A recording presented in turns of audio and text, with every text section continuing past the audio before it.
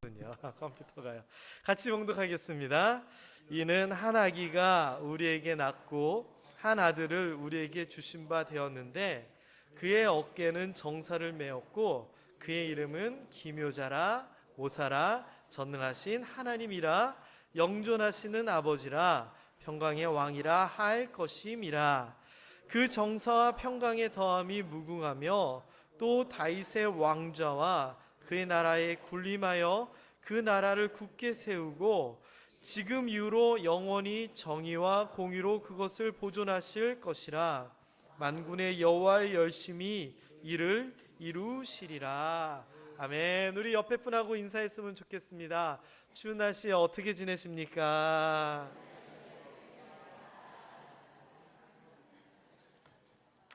이제 제대로 겨울인 것 같습니다. 저번에 11월 달에는 겨울인 듯 날인 듯 잘 모르겠는데 이제 제대로 정말 겨울인 것 같아요. 며칠 전에 제 아내랑 새벽기도 끝나고 편의점에 뭘 사러 갔었습니다. 그래서 사서 나오는데 아내가 무슨 흰 봉투를 들고 나오는 거예요. 그래서 뭐예요? 그랬더니 호빵이래요. 호빵. 그 호빵을 먹으면서 무슨 생각이 들었냐? 어릴 때 생각이 진짜 나는 거예요. 저 어릴 때요, 그 호빵을 먹는데 야채 호빵이라는 게 났다는 거예요. 그래가지고 그 야채 호빵이라는 게 새로 나왔다는 얘기를 듣고 온 동네를 막 돌아다니면서 야채 호빵 있냐고 물어보고 먹었던 기억이 나고요. 뭐 지금도 있을런지 모르겠는데 피자 호빵이라는 게 또 나왔었대요. 그것도 뭐 제가 찾아서 먹었던 기억이 나요. 그래서 추울 때는요, 삼립 호빵, 뭐 특정 선전하는 거 아니지만 TV에서 막 모락모락 호빵 광고 나오고 막 눈 내리고 너무 좋았던 것 같아요. 그런데 이상한 일이지만 분명히 같은 호빵일 건데 지금 먹어보니까 그렇게 맛있지는 않더라고요. 근데 그때는 그게 너무 좋았어요. 날씨가 추워지면은요, 호빵이 그리워졌고요, 눈 와가지고 눈싸움하고 얼음 얼어가지고 스케이트 타러 가고 또 제일 기다려졌던 게 성탄절이 아니었나 싶어요. 그래서 겨울이 되면은요, 지금은 뭐 그렇지 않지만 예전 같으면 벌써 지금은 거의 찾아볼 수 없는 레코드 가게에서 막 음악 크게 틀어놓고 온갖 가수들이 다 캐롤송 부르고, 제가 어릴 때 기억인데 그 조영남 씨가 고요한 밤 거룩한 밤 로엘 이런 거를 뭐 지금은 절대 불가능하겠죠. 뭐 종교 뭐 이런 것 때문에 방송국에 나와서 성탄절쯤에 멋지게 불렀던 이런 기억들이 아직도 남아 있어요. 그래서 겨울과 성탄절은 뗄 수 없는 그런 거인 것 같고요. 요즘도 그러는지 모르겠지만 이 성탄절이 그래도 겨울을 제일 대표하는 그러한 어떤 이벤트가 아닌가 싶습니다. 그래서 어릴 때는 이 성탄절, 겨울 너무나 기다렸습니다. 선물이 있을 걸 생각을 했고요. 학생 때는 온라인 타면서 형들이랑 여자애들이랑 노는 그 재미를 기다렸고요. 이 성탄절에 특집 만화, 특집 영화 너무나 기다렸었습니다. 요즘은 그렇게 기다릴까요? 글쎄 모르겠어요. 요즘은 특별히 기다리지 않는 것 같아요. 우리는 12월 달 돼서 성탄절을 어떻게 기다리고 있습니까? 그죠? 그냥 예배 드리고 헌금하고 기간 발표회 하고, 혹시 이 정도로 그만 끝나고 있지는 않나요? 그렇지 않습니다. 성탄절은요, 정말 큰 의미가 있는 날입니다. 지난주부터 사실은 대강절이라고 하는 절기 가운데 있습니다. 이 대강절이라고 하는 절기는요, 예수님이 오시기 한 달 전부터 예수님의 태어나심을 기다리는 그런 교회의 그러한 어떤 교회력 안에 있는 그런 절기인데요. 우리 모함의 성도님들도 성탄절을 그냥 세상 사람들과 똑같이 그냥 스쳐 지나가는 것이 아니라 의미를 가지고 기다리면서 살아갈 수 있었으면 좋겠습니다. 자, 이 성경에 대한 이야기를 좀 먼저 하고 싶습니다. 이 성경은요, 성경이 무엇이냐라고 얘기하면 하나님의 말씀이 기록된 책입니다. 기독교의 경전입니다. 여러 가지 정의를 할 수 있겠지만 성경은요, 저는 약속의 책이다, 이 말이 정말 맞는 것 같습니다. 왜냐면은요, 하나님의 약속이 담겨 있거든요.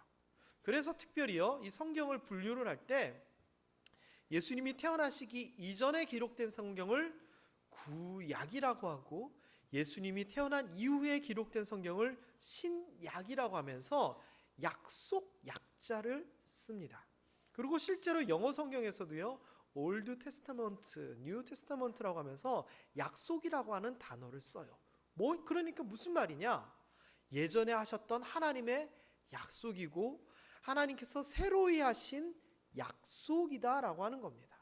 특별히 이 구약은요, 예전에 그럼 하셨던 말씀이 약속이 뭐냐? 이것을 알면 구약 전체의 내용을 우리가 알 수 있습니다.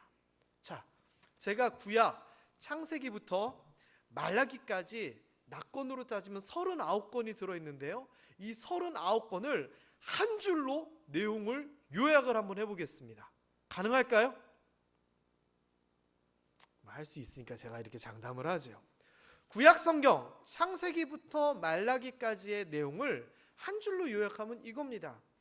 메시아 구원자가 와서 너희를 구원하리라. 예수 그리스도께서 오셔서 너희를 구원할 것이다 라고 하는 하나님의 약속이 담겨 있습니다. 그럼 신약은 뭘까요? 새로운 약속. 예수님께서 이 구약의 약속대로 이 땅에 오시고서는 예수님께서 다시 약속을 하십니다. 뭐라고 약속하시죠?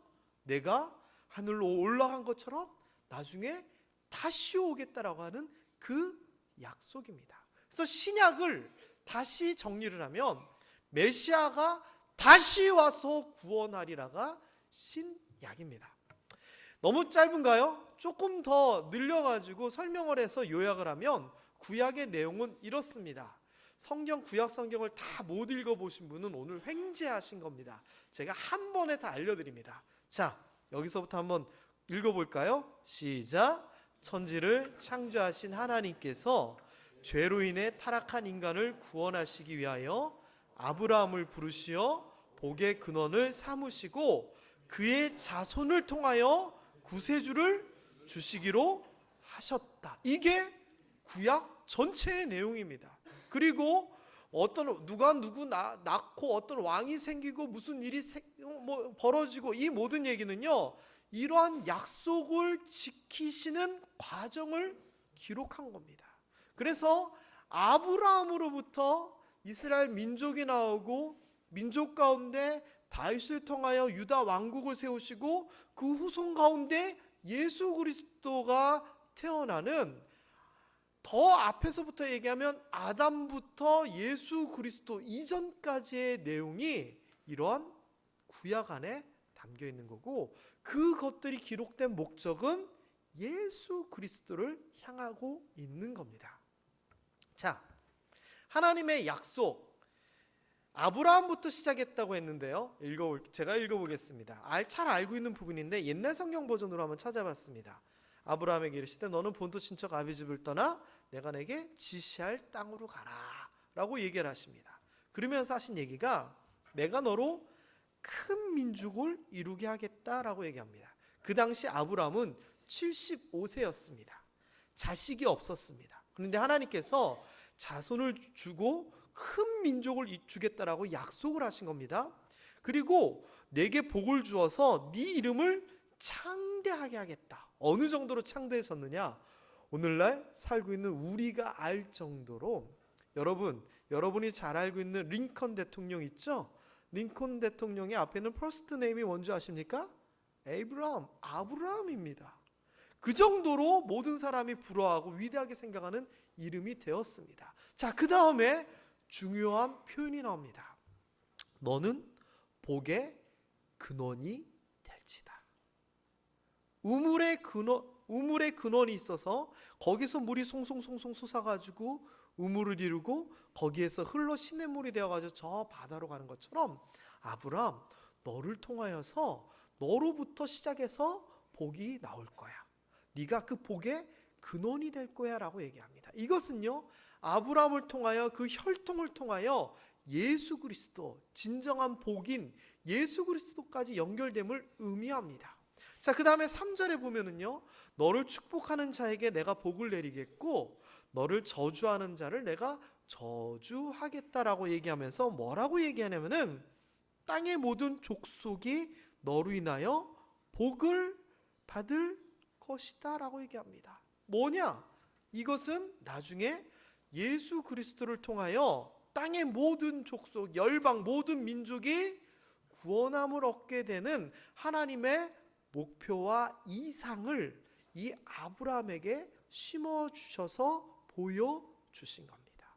그래서 하나님께서는요, 그 아브라함의 씨앗을 시작으로 하여서 아브라함이 근원이 되어서 쭉쭉쭉쭉쭉쭉쭉 이어지다가 다윗까지 연결되면서 예수님까지 이어지고 그 예수 그리스도로 말미암아 우리 인간의 최고의 복, 하나님과 함께하여 예전 에덴 동산과 같은 기쁨을 누리는, 우리가 결국 그러한 천국에까지 이르게 하는 그러한 복을 우리에게 허락하신 겁니다. 그러니까 하나님께서는요, 아브라함의 이 이야기를 하실 때 무엇을 염두에 두고 하신 거냐? 예수 그리스도와 열방의 구원을 염두에 두고 하신 것이죠. 자, 이렇게 하나님께서 시작하신 약속이요, 출애굽기에는요 이스라엘 백성 전체의 약속으로 확장이 됩니다. 그래서 뭐라고 얘기하냐면은 너희를 내 백성으로 삼겠다. 그리고 나는 아브라함의 하나님, 이삭의 하나님, 야곱의 하나님 뿐만 아니라 모세의 하나님 뿐만 아니라 너희 백성, 너희 민족의 하나님이 되겠다라고 이야기를 하십니다. 그래서요 이스라엘 백성들은요 이 말씀을 너무나 좋아합니다. 그리고 오늘날도 이 말씀대로 살아갑니다. 그런데 문제는요, 이 이야기를 제가 하고 싶어서 지금 이 설명을 했는데 이스라엘 백성들이 생각하는 거하고 하나님이 생각하는 거하고 다르다는 게 문제입니다. 하나님께서는요 이스라엘 백성들을 나의 백성으로 삼으신 이유가 아브라함을 택하셔서 열방을 구원하기 위한 그거와 똑같이 이스라엘 백성과 그 민족을 택하셔서 예수 그리스도를 보내시는 인류 구원을 위하여 이스라엘 백성들을 택하신 거거든요. 그러기 위하여 그 민족이, 그 백성들이, 그 나라들이 멸망되지 아니하도록 붙잡으시는 거고요. 하나님으로부터 벗어날까 봐 선지자를 통하여서 제대로 가라고 엉덩이 툭툭툭툭 쳐주신 거거든요.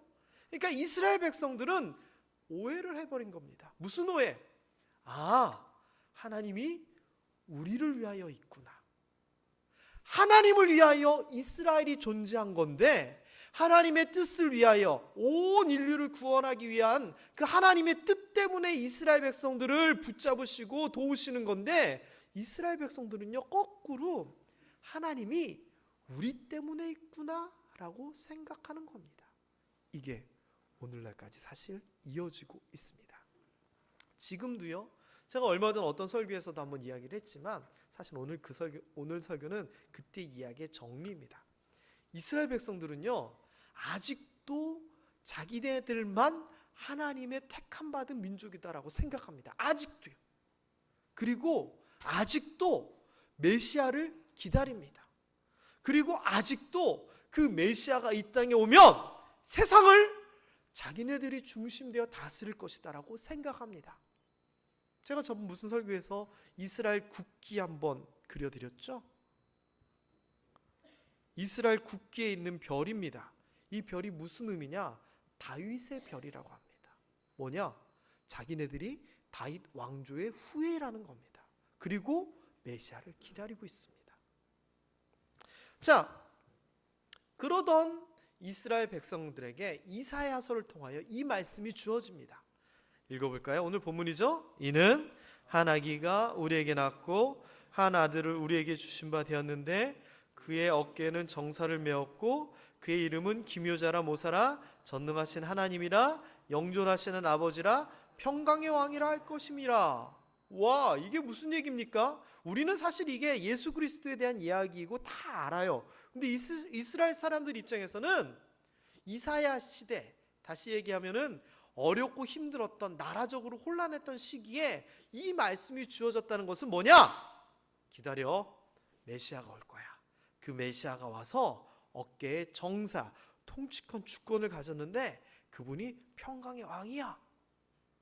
조금만 기다려. 하나님께서 너희를 회복시켜 주시고 너희를 부강하게 해주시고 너희를 행복하게 해주실 거야 라고 생각한 겁니다. 그리고 이걸 기다린 겁니다. 맞나요? 틀리나요?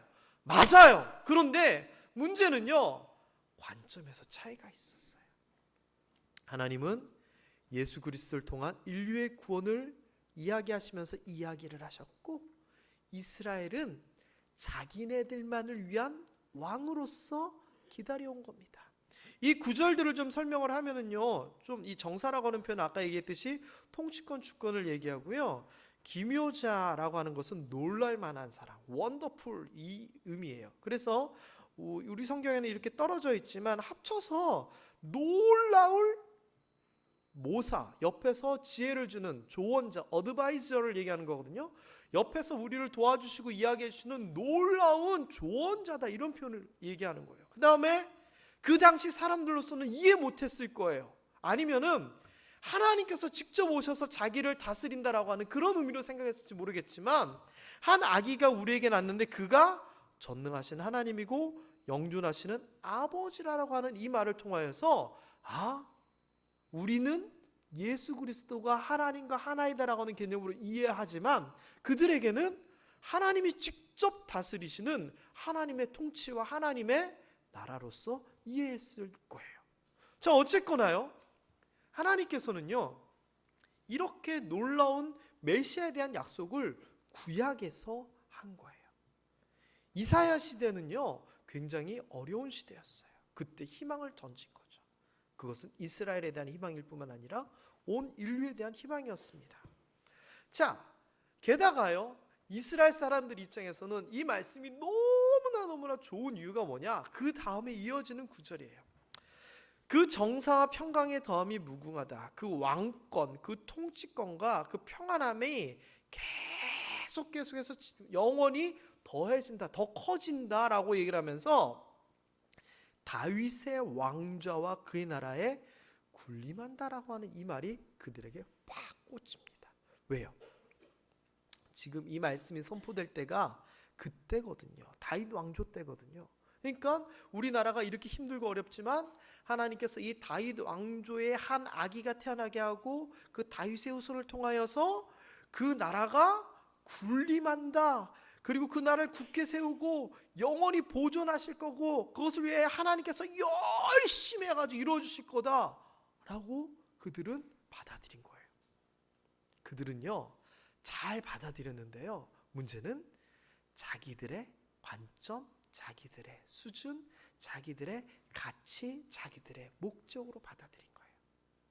그렇다면 이스라엘 백성들은 뭘 생각하고 있나요? 이 귀한 말씀을 가지고, 그래, 우리 이스라엘만을 위한 다윗의 후손이 와서 우리 이스라엘 나라, 이 유다 왕국을 영원하게 번성시켜 줄 거야 라고 얘기를 한 겁니다. 이것은 맞아요, 틀려요? 반은 맞고 반은 틀려요.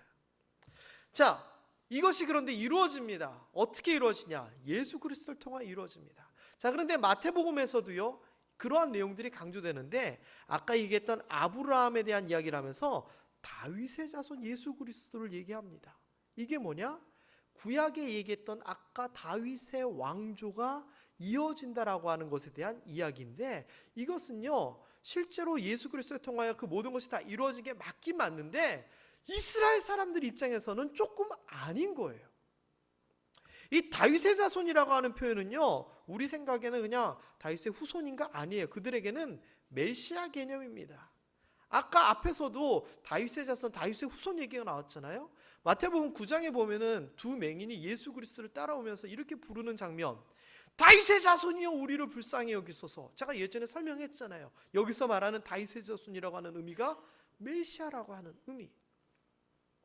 그러니까 이들은요, 자기를 구원해 줄 그 메시아 다윗의 자손을 열렬히 기다렸어요. 하나님께서 아브라함에게 약속하셨던 그 일, 이사야서를 통해서 얘기하셨던 그 일, 그 밖에 무수한 예언자들을 통해서 다윗의 자손을 통하여 너희를 구원하리라 라고 하신 그 말을 계속 기다려왔어요. 잘했어요? 못했어요? 잘한 거예요. 자기네들 수준이지만 너무나 열렬히 잘 기다려왔어요. 그런데 문제는요, 예수님께서 직접 그 앞에 짠 나타나신 거예요. 다윗의 자손을 기다리던 이스라엘 백성들에게요, 예수님이 진짜로 나타나셨을 때 그들이 예수님을 어떻게 봤을까요? 자, 처음에는 이렇게 봤습니다. 오병이어의 기적, 보리떡 5개 물고기 2마리로 기적을 베푸신 이후의 일입니다. 사람들이 예수님께서 행하신 이 표적을 보고 이는 참으로 세상에 오실 그 선지자, 우리가 기다린 그 메시아, 한 아기 정사를 어깨에 매겨 기묘라 묘사라 전능하신 하나님이라 영존하신 아버지라 평강의 왕이라고 했던 그분 아니냐라고 사람들이 얘기합니다. 그리고서는요, 예수님은 생각하지 않는데 억지로 붙들어 임금을 삼으려고 합니다.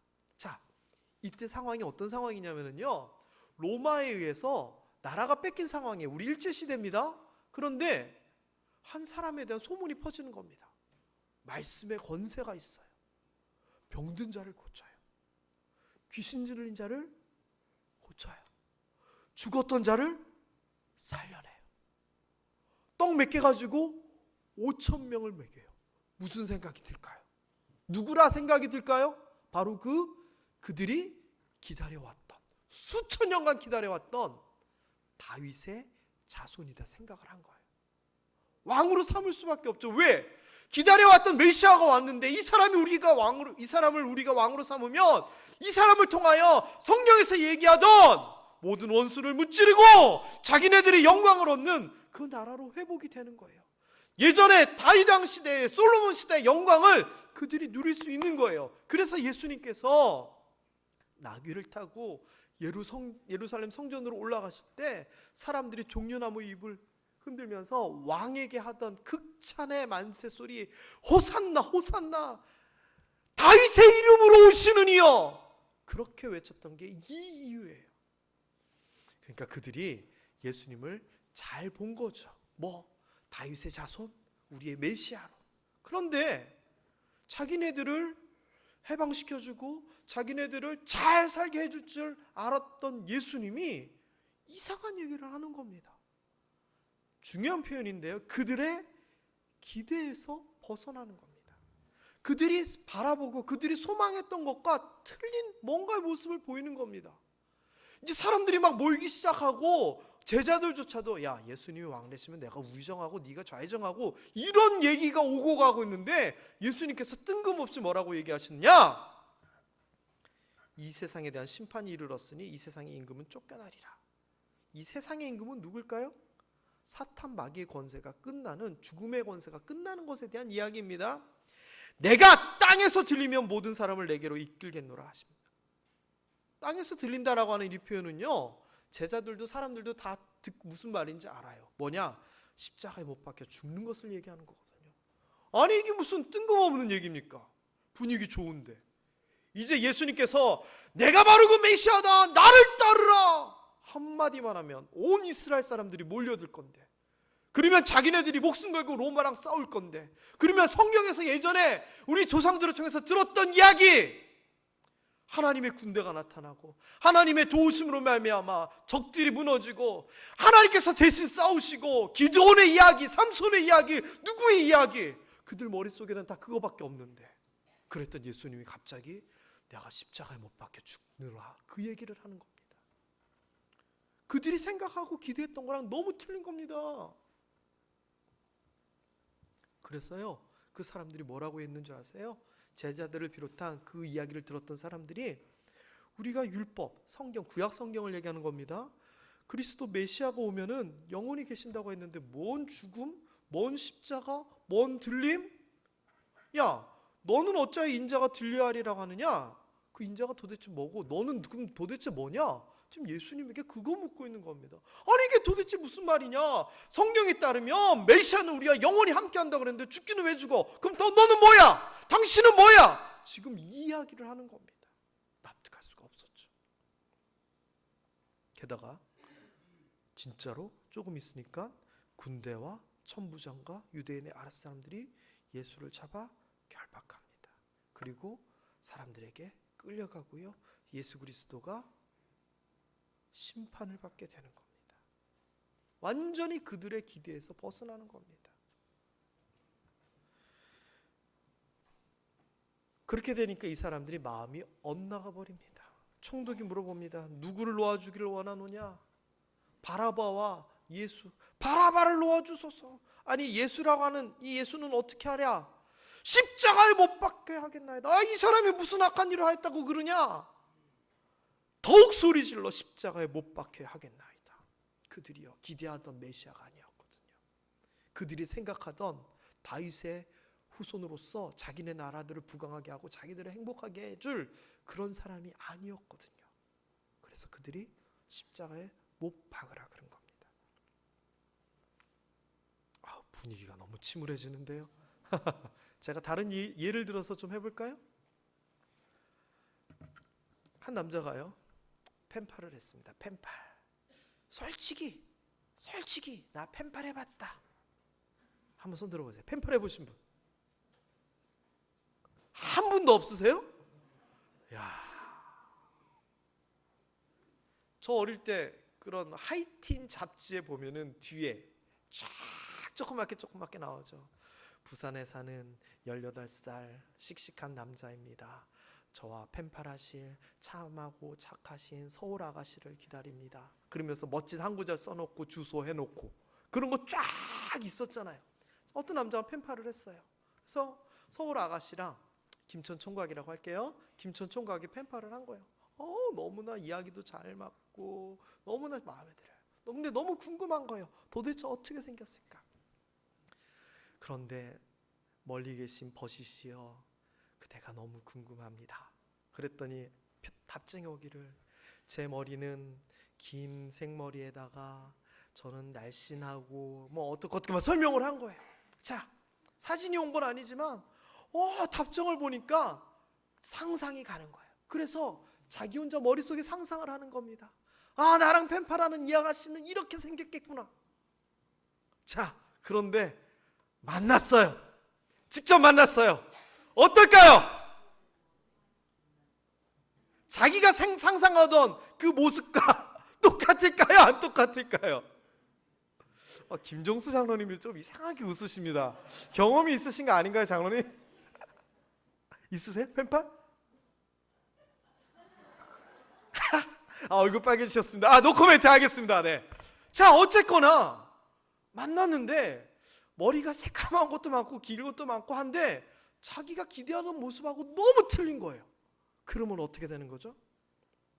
다음부터 편지가 오면 답장 보낼까요? 안 보낼까요? 답장을 왜 보내요? 그동안 보냈던 우표값만 해도 얼만데 얼마나 아깝겠어요? 이스라엘 백성들이 지금 그런 거예요. 하나님은요 제대로 얘기하신 거 맞아요. 그런데 자기들이 자기네들 관점으로 메시아를 기다려왔던 거예요. 그리고서는요 그 메시아가 나를 위한, 우리를 위한 메시아가 돼버린 거고요, 자기들이 생각하는 메시아를 만든 거예요. 사실은 자기네들만의 메시아를. 하나님은 이렇게 말씀하시고 이렇게 말씀하시고 이렇게 말씀하셨는데 그게 중요한 게 아니라 내가 원하는 메시아를 만들어 놓은 거예요. 그럼 하나님이 얘기하신 것은 다 거짓말이었나요? 아니에요. 그대로예요. 하나님은 약속 그대로 하셨어요. 성경에 있는 그 내용 다 그대로 만드셨어요. 아브라함 때부터 하신 약속부터 이사야서 말씀 다 하다못해 베들레헴 거기서 태어나실 것부터 모습은 약간 뭐뭐 같고 이런 것까지 다 그대로 얘기하셨어요. 문제는 그 이야기를 듣고 생각한 자신들의 기대와 달랐다는 거죠. 빌립보서에 보면은요 사람의 모양으로 예수 그리스도를 이 땅에 보내시고요 십자가의 죽으심, 이 죽으심에 대한 얘기 얼마나 많이 구약에 나옵니까? 피를 흘려서 죄를 대속하는 어린 양, 염소, 대속물 얼마나 많습니까? 그가 채찍에 맞음으로 우리가 나음을 얻었고, 이런 얘기, 그가 징계를 담으로 우리가 뭐하고, 성경에서는 계속 맞는 얘기만 한 겁니다. 그리고서는 성경에 있는 대로 가장 뛰어난 이름을 주시고 모든 무릎을 예수 이름 앞에 꿇게 하시고 모든 입으로 예수 그리스도를 주라 시인하게 하시고, 성경의 그 내용은 그대로 이루어진 거죠. 다만 하나님의 약속이 틀린 것이 아니라 그들이 가지고 있었던 기대, 그들의 생각이 하나님과 달랐던 겁니다. 이 본문 말씀요 그대로 됐어요. 그대로 됐어요. 그런데 그대로 되었음에도 불구하고 이러한 아기가 그들 앞에 태어났음에도 불구하고 그들 앞에서 이적을 보였음에도 불구하고 다시 부활하였음에도 불구하고 그들은요, 이스라엘은요, 지금도 예수 그리스도를 부정합니다. 아직도 예수 그리스도를 메시아로 인정하지 아니하고요, 지금의 이스라엘 사람들은 새로운 메시아, 자기네들이 생각하여서 만든 자기네 메시아를 아직도 기다리고 있습니다. 여러분, 12월이 시작되었습니다. 성탄절을 맞이하게 됩니다. 우리는 신앙생활하면서 어떤 하나님을 생각하고 있고 어떤 예수 그리스도를 기대하고 있습니까? 혹시 우리도 내가 필요한 것만큼 그런 모양으로, 그런 모습으로 그런 하나님, 그런 예수님을 만들어서 우리가 섬기고 있지는 않나요? 나를 도와주시는 분, 나에게 돈 해주시는 분, 나 성공하게 해주시는 분, 나 뭐하게 해주시는 분이 하나님이야 라고 생각하면서 혹시 그것에서 벗어나면 하나님에 대한 마음을 꺾고 그들처럼 못박을 하고 있지는 않나요? 하나님께서는 나는 이러한 사람이다라고 성경을 통해서 무수히 얘기하는데 우리는 그거에 관심이 없고 하나님이 누구인지, 하나님이 어떤 분인지, 하나님께서 왜 나타나시고 왜 말씀하시는지는 전혀 신경 안 쓰고 그저 내가 필요한 것만 관심을 가지고 신앙생활하고 있지 않나요? 그거는요, 3살짜리의 신앙이에요. 이제는요, 하나님이 누구신지 관심을 가져야 되고요, 하나님이 왜 우리를 구원하셨는지 생각해야 되고요, 하나님께서 우리를 여기에 모으셔서 어떤 사명을 주셨는지 이런 것들에 대해서 관심이 더 있어야 되는 거예요. 이번 성탄절을 맞이해서요, 이스라엘 사람들처럼 자기들이 만든 메시아를 기다리고 있는 그런 실수 우리 안 했으면 좋겠고요, 나의 죄를 위하여 이 땅에 태어나시고 십자가에 못 박혀 죽으시고 사흘 만에 다시 살아나신 예수님, 그 그리스도를 온전히 기다리고 살아갈 수 있는 우리 되었으면 좋겠습니다. 우리가 믿는 하나님이 정말 성경에서 말씀하시는 그 하나님 맞습니까? 혹시 내가 필요에 따라 만든 하나님 아닌가요? 그렇다면 그 틀을 깨어버릴 수 있었으면 좋겠고요, 이스라엘 사람들처럼 자신의 기대, 자신의 생각에서 벗어난다고 신앙을 저버리는 일 없는, 하나님을 제대로 알고 제대로 신앙생활하는, 또 신약, 새로운 약속, 다시 오실 것이다 라고 하신 그 예수님을 기다리는 삶을 살 줄 아는 우리 되었으면 좋겠습니다. 성탄절 한 20일 정도 남았네요. 20일 조금 더 남았네요. 어떻게 기다리시겠습니까? 예수님이 누구신지, 왜 이 땅에 오셨는지 이런 것들 제대로 묵상하며 생각하며 기다릴 수 있는 시간 되었으면 좋겠고요, 세상 사람들처럼 그저 한 성인으로서 그냥 아무 의미 없는 사람으로서 성탄절 예수 그리스도 그렇게 스쳐보내는 것이 아니라 정말 묵직하게 가슴에 담고 맞이하고 즐길 수 있는 우리 모두 되었으면 좋겠습니다. 기도하겠습니다.